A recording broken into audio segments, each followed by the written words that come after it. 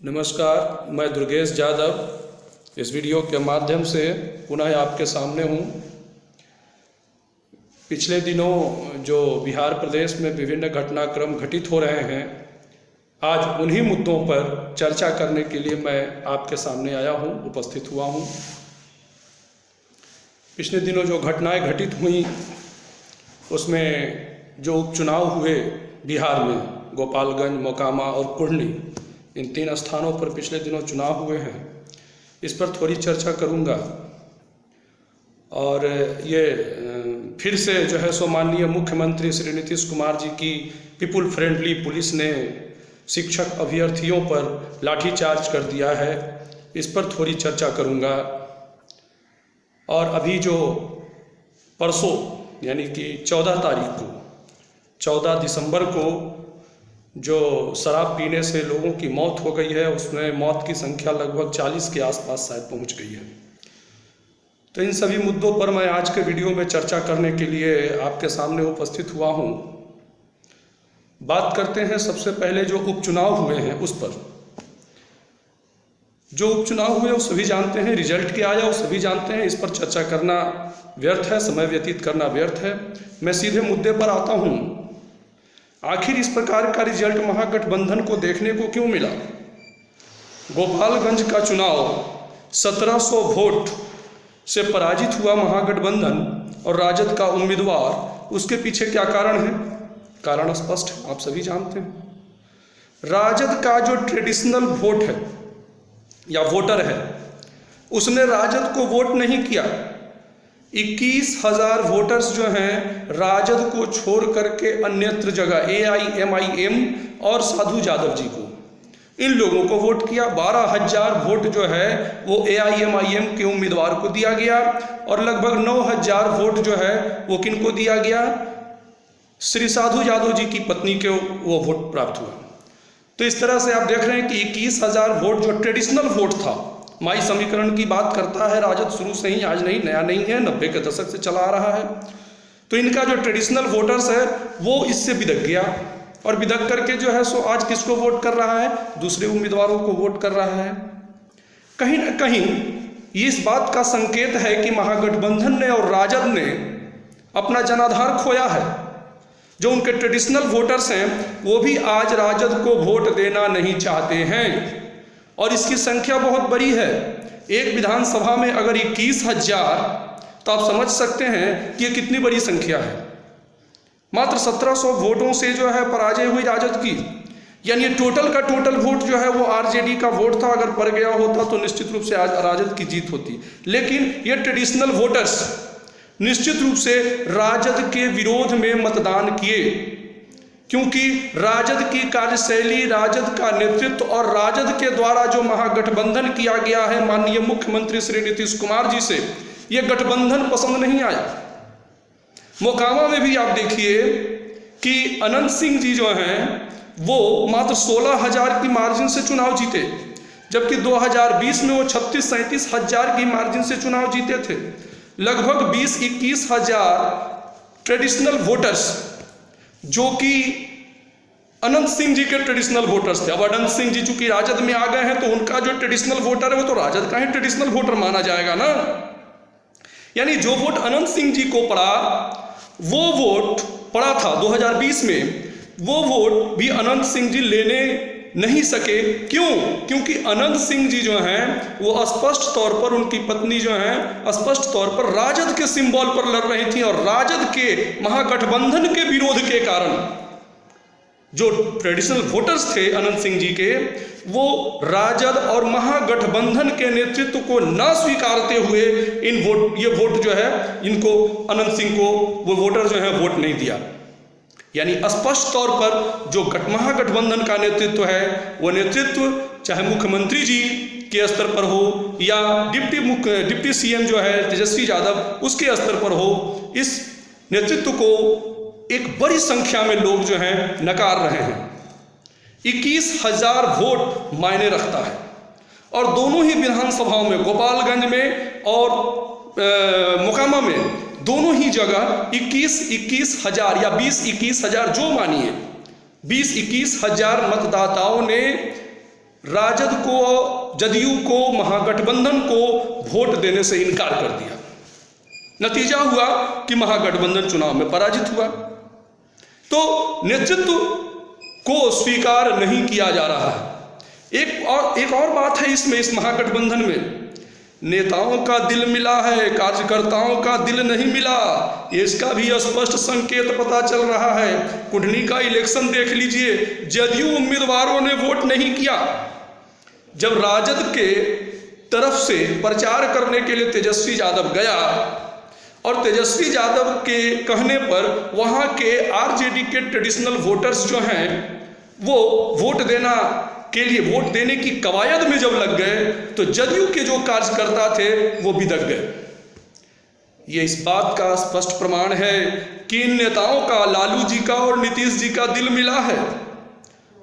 शीर्ष के जो नेतृत्व हैं उनका दिल मिला है, लेकिन कार्यकर्ताओं का दिल नहीं मिला। कैसे मिलेगा भाई? संघर्ष में रहे हैं राजद और जदयू के कार्यकर्ता, नेता भी रहे हैं, कार्यकर्ता भी रहे हैं, संघर्ष में रहे हैं, एक दूसरे के साथ भीषण संघर्ष में रहे हैं। अगर ये कहा जाए तो अतिशयोक्ति नहीं होगी। और भीषण संघर्ष में रहने के बाद आप जबरन उनको मिला दीजिएगा, मिल जाएंगे। आपने कुर्सी के लिए मिल गए नीतीश कुमार जी और तेजस्वी यादव, लालू जी और नीतीश जी, आप लोग न मिल गए। कार्यकर्ता नहीं मिले हैं, कार्यकर्ताओं का दिल नहीं मिला, आपका दिल मिला है। कैसे मिलेगा? जो आपस में संघर्ष किया है लंबे समय तक। आप कहेंगे अलग हो जाओ तो अलग हो जाएगी जनता, आप कहेंगे साथ हो जाओ तो साथ हो जाएगी जनता। मैंने बेवकूफ़ समझ लिया है, अपनी धरोहर समझ लिया है, बपौती समझ ली है जनता को और जनता के वोट को। चुनाव परिणाम बता रहा है कि शीर्ष नेतृत्व चाहे जदयू का हो चाहे राजद का हो, ये नेतृत्व उसे जनता को स्वीकार नहीं है। और राजद के लोगों को जदयू का नेतृत्व पसंद नहीं आ रहा है और जदयू के लोगों को राजद का नेतृत्व पसंद नहीं। दोनों एक दूसरे के लिए घातक सिद्ध हो रहे हैं। एकदम स्पष्ट तौर पर मैं बेबाकी से कोई बात कहता हूं, मैं किसी बात को छुपाता नहीं हूं, मैं राजनीति नहीं करता हूं, क्योंकि जनहित को सरोकार में, जनहित का सरोकार है और जनहित को ध्यान में रख करके ही मैं सारी बातें कहता हूं। मैं स्पष्ट कहता हूं, ओपन खुली किताब की तरह मैं सारी बातें कह रहा हूं। आप दोनों को नुकसान हो रहा है, नीतीश कुमार जी और तेजस्वी यादव। आप लोग सुनिए, आप दोनों को एक दूसरे के साथ जाने के कारण आपके कार्यकर्ता में मेल नहीं है, आप दोनों ही पार्टियों के कार्यकर्ता में मेल नहीं है और इस कारण आप लोगों को नुकसान हो रहा है। यह स्पष्ट संकेत है कि आपके नेतृत्व पर भरोसा नहीं है। और मुख्यमंत्री जी आप भी जान लीजिए, आपके नेतृत्व पर भी भरोसा देश की, बिहार की जनता को नहीं रह गया। आप चिल्लाते रहिए प्रधानमंत्री पद। अरे आप जो प्रधानमंत्री पद की बात कर रहे हैं, आप तेजस्वी को बेवकूफ़ बना सकते हैं, बिहार की जनता को बेवकूफ़ नहीं बना सकते। बिहार की जनता जान रही है कि अगले 2 साल के लिए अपनी कुर्सी को सुरक्षित करने के लिए आपने केवल और केवल जो है उत्तराधिकारी घोषित करने का ये नाटक किया है। तेजस्वी को जनता सब समझ रही है। अगर इतना ही कुर्सी से विरक्ति हो गई है तो रिजाइन क्यों नहीं कर देते हैं माननीय मुख्यमंत्री जी? उस समय भी आप कहे कि भाजपा ने मुझे जबरन मुख्यमंत्री बना दिया। अरे कोई व्यक्ति को कोई जबरन मुख्यमंत्री बना सकता है? नहीं बना सकता है। और आज भी आप कहते हैं कि मुझे कुर्सी से मतलब नहीं, मैं सीएम और पीएम बने रहना नहीं चाहता। तो क्यों कुर्सी से लगे हुए? मैं तो आपको कहता हूं कि आप रिजाइन कर दीजिए। आप रिजाइन कर करके ये साबित कर दीजिए कि आप विरक्त हो चुके हैं राजनीति से, आपको कुर्सी का प्रेम नहीं है। आप रिजाइन कर दीजिए। आप केवल जो है सो उत्तराधिकारी घोषित कर रहे हैं। ये तेजस्वी बेवकूफ़ बन सकता है, बिहार की जनता बेवकूफ़ नहीं है। वो समझ गई है कि आप सिर्फ अगले 2 साल के लिए 2024 के इलेक्शन तक अपनी कुर्सी को मजबूत करने के लिए जो है आपने जो है सो तेजस्वी को उत्तराधिकारी घोषित कर देने का एक नाटक किया है। ये जनता अच्छी तरह समझ रही है। आप तेजस्वी भले न समझता हो, तेजस्वी बच्चा है, वो नहीं समझता इस बात को, लेकिन जनता इस बात को समझ रही है। ठीक है। और इसके अतिरिक्त अब इस मुद्दों को छोड़ते हैं, अगला मुद्दा, बहुत सारे मुद्दे हैं आपके शासनकाल में, तो मुद्दे ही मुद्दे पैदा हो रहे हैं। शराबबंदी पर आते हैं। आपने शराबबंदी किया, बहुत अच्छा किया, मैंने भी समर्थन किया। मैं पूरी घोषणा करता हूं विभिन्न मुद्दों पर भले ही आपके साथ मेरा मतभेद है, लेकिन शराबबंदी के मुद्दे पर तो मैं आपके साथ हूं, इसमें कहीं कोई दो राय नहीं है। मैं आपके बिल्कुल साथ हूं। शराबबंदी के मुद्दे पर। और आपके हर तरह के जो शराबबंदी को लेकर के आप जो कुछ भी करते हैं, मैं उसका पूरा समर्थन करता हूं, आज भी करता हूं, कल भी करता था, आज भी करता हूं, भविष्य में भी करूंगा। क्योंकि शराब को मैं मानता हूं कि दुनिया की सबसे बुरी चीज है, सभी बुराइयों की जड़ शराब है। अगर बुराई एक बट वृक्ष है तो उसका जड़ शराब है। शराब से न सिर्फ स्वास्थ्य हानि होती है बल्कि प्रतिष्ठा की भी हानि होती है, पैसे की भी हानि होती है, परिवार बर्बाद हो जाता है, हर तरह के नुकसान शराब से, कहीं इसमें कोई दो राय नहीं है। इसलिए मैं शराबबंदी के पूर्णतः पक्ष में हूं। लेकिन क्या ऐसी शराबबंदी हमने कही थी आपको? हम ही ने सबसे पहले मेमोरेंडम आपको दिया था, मैंने दिया था आपको सबसे पहला मेमोरेंडम, याद कीजिए 2014 या 2013 संभवतः, जब विवेकानंद जी की जयंती 12 जनवरी को मनाई जा रही थी और मौर्या कॉम्प्लेक्स में जो है विवेकानंद जी की प्रतिमा पर माल्यार्पण करने के पश्चात एक मार्च आयोजित करके, और हमने आपको जो है आपने मिलने से इनकार कर दिया था और आपके मजिस्ट्रेट के हाथों जो है मैंने मेमोरेंडम भिजवाया था। बाद में आपने समय निर्धारित किया था कि फला डेट को आकर के आप मुझसे मिल सकते हैं, आज नहीं मुलाकात हो सकती है। मैंने मिलने से इनकार कर दिया था। बाद में फिर आपसे मुलाकात हुई भी, मैंने आपसे पत्राचार किया और बाद में आपसे मुलाकात हुई भी।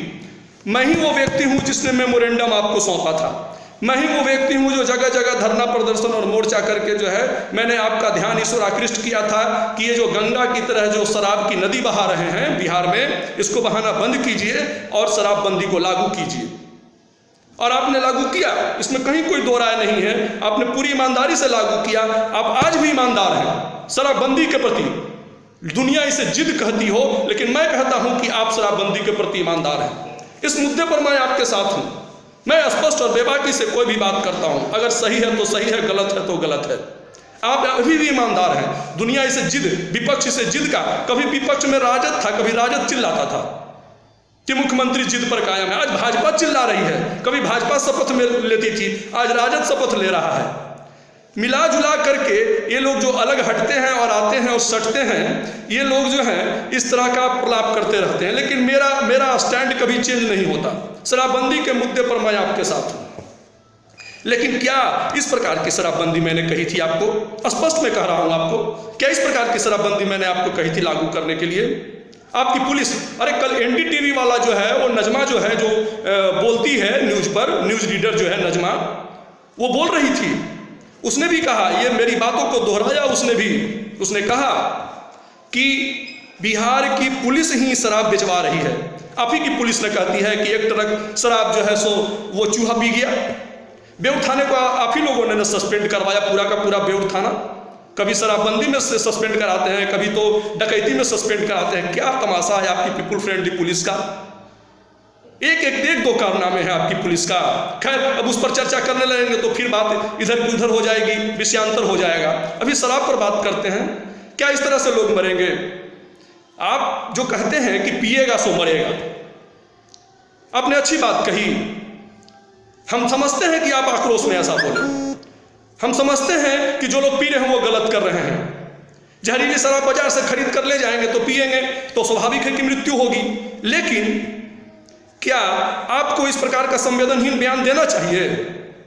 आप उस पर रोक लगाने की कार्रवाई क्यों नहीं करते? आपसे नहीं बन रहा। आपके पास पुलिस है, आप सीएम हैं, एडमिनिस्ट्रेशन पूरा आपके हाथ में है, फिर भी आप शराबबंदी को पूरी तरह से लागू नहीं कर पाए। पिछले 6 साल में 2016 में लागू किया है ना आपने शराबबंदी, 2022 आ गया, 6 वर्षों में आप शराबबंदी को पूरी तरह से अभी तक सफल नहीं बना पाए। अगर नहीं ताकत है, मैं स्पष्ट कह रहा हूं आपको, अगर नहीं ताकत है आपके पास शराबबंदी को पूर्णतः लागू करने का, तब मुझे मौका दीजिए ना, विभाग मेरे हाथ में दे दीजिए। आपने 6 वर्ष में नहीं किया, मैं 6 महीने में करके दिखा दूंगा। 6 महीने के बाद अगर किसी भी प्रकार का जो है सो एक भी बोतल शराब अगर किसी के भी घर में मिल गया तो मैं रिजाइन कर दूंगा। आप ये विभाग मुझे देकर देखिए, मद्य निषेध विभाग मुझे दीजिए ना। पूरे बिहार में अगर पूर्णतः शराबबंदी को सफल नहीं बना दिया तो मैं दुर्गेश यादव नहीं, मैं घोषणा करता हूं, आप 6 वर्षों में काम नहीं कर पाए। क्या तमाशा लगा के रखे हुए हैं? शराबबंदी लगाए हैं तो इसका क्या मतलब है? लोग मर रहे हैं, बेवजह मर रहे हैं। पीने की आदत छुड़वा दीजिए ना पूरी तरह से, पूरा सिस्टम को तैयार कीजिए ना। आपकी पुलिस ही ने जो है सो वो शराब बेचवाने में लगी हुई है। आप क्या कर लीजिएगा अकेले? सही बात है, आपकी मजबूरी भी मैं समझता हूं। मैं पूरी बेबाकी से, पूरी स्पष्ट तरीके से मैं बोल रहा हूं, आपकी मजबूरी भी मैं समझता हूं। आप अकेले क्या कर लेंगे? आपके पास ईमानदार लोग हैं ही नहीं। आप इर्द गिर्द जो बैठे हुए हैं वो सारे ईमानदार लोग हैं ही नहीं। आपके तमाम लोग जो है आपने महागठबंधन भी कर लिया है महान लोगों से। एक बच्चे से गठबंधन कर लिया, उसको कुछ बुझाता नहीं है। तो शराबबंदी का ये आलम रहेगा, ये स्थिति रहेगी। एक बच्चे से गठबंधन कर लिया, उसको कुछ बुझाता नहीं। आप बीपीएससी में करते हैं गड़बड़ी, बीपीएससी में बहुत गड़बड़ी हुई, मैं आपको स्पष्ट तौर पर बोल रहा हूं। अब आ जाइए स्टूडेंट के मुद्दे पर। तीसरा मुद्दा जो वीडियो के पहले मैंने आपको इंट्रोडक्शन दिया था कि 3 मुद्दों पर मैं बात करूंगा, आज तीसरा मुद्दा मैं बता रहा हूं। अब विद्यार्थियों के मुद्दे पर आइए। बीपीएससी में जरा सी गड़बड़ी है, आपको क्या लग रहा है? बीपीएससी में जरा सी गड़बड़ी है। आपने 67वीं का जो पीटी का रिजल्ट दिया है उसमें पूरी गड़बड़ी है। आप ऊपर से ढिंढोरा पीटते रहे कि बहुत हम अच्छा कर रहे हैं, बहुत हम अरेस्ट कर रहे हैं, जो बीपीएससी में गड़बड़ी करता है उसको हम गिरफ्तार कर रहे हैं, बहुत टाइट एग्जाम ले रहे हैं। नतीजा क्या हुआ? अरे आप मान के चलिए मेरिटोरियस स्टूडेंट पास नहीं किए हैं, इसमें सारे मेरिटोरियस स्टूडेंट फेल कर दिए गए हैं। भीतर से गड़बड़ी की गई है। किसको किसको बैठा के रखे हुए हैं? ये अमरिंदर सिंह को बैठा के रखे हुए हैं आप। अमरिंदर सिंह कोई काम का आदमी नहीं है, ढंग का आदमी नहीं है, सबको जानता है कि कितनी गड़बड़ी करता है बीपीएससी में ये आदमी।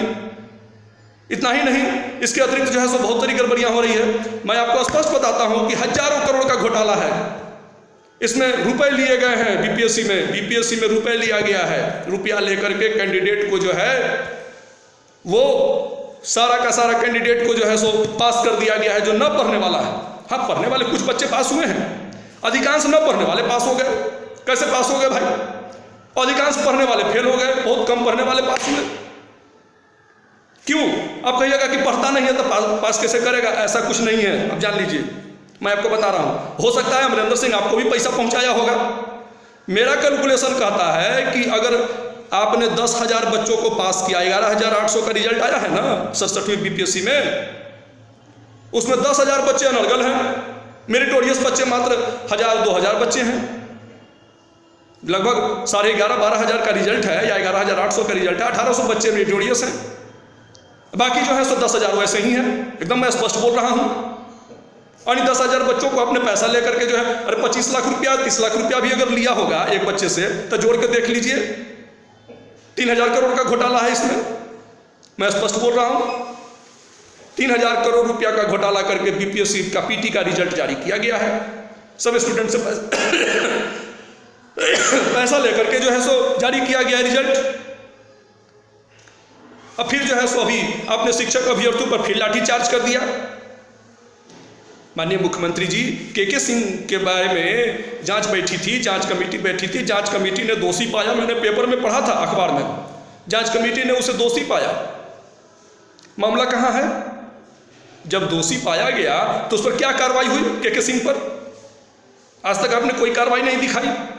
पता नहीं चला कि क्या कार्रवाई किया गया है सरकार की तरफ से के सिंह पर। और फिर शिक्षक अभ्यर्थियों पर लाठीचार्ज।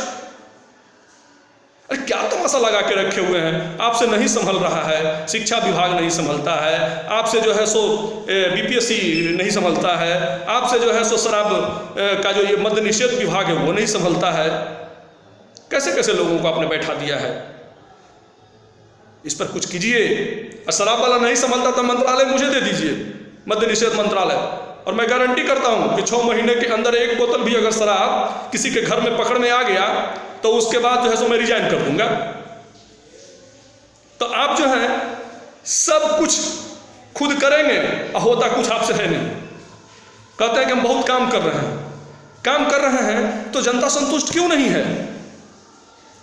जनता, आपका कहना सही है, केंद्र की सरकार काम नहीं कर रही, केवल जो है प्रचार कर रही है। आप बार बार बोलते हैं ये बात, हम भी सुनते रहते हैं, न्यूज में, न्यूज़पेपर में पढ़ते हैं, टीवी पर सुनते हैं। सही बोलते हैं आप, केंद्र की सरकार कुछ काम नहीं कर रही, केवल और केवल जो है सो अनर्गल प्रलाप कर रही है, वो केवल प्रचार चल रहा है उसका। हमेशा जो है सो इलेक्शन मोड में मोदी जी रहते हैं, हमेशा इलेक्शन मोड में। 3 स्टेट का चुनाव हुआ, दिल्ली हार गए एमसीडी, उसके बाद जो हिमाचल भी हार गए, गुजरात जीत लिया है।